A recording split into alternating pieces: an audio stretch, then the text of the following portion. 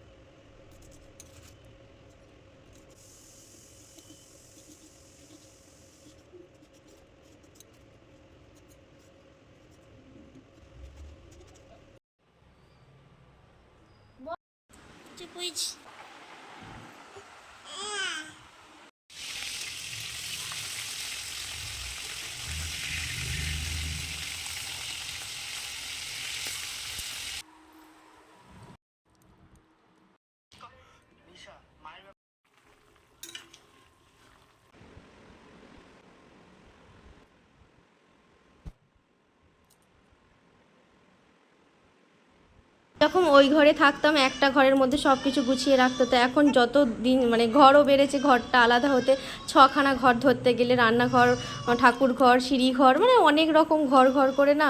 আর চারিদিকে মালপত্র ভর্তি, আমি নাজেহাল হয়ে যাচ্ছি গরমে। আমার মুখ চোখের অবস্থা দেখতে পাচ্ছ, আজকে ভীষণ রোদ দিয়েছিল, তার উপরে যাবতীয় পা মোছা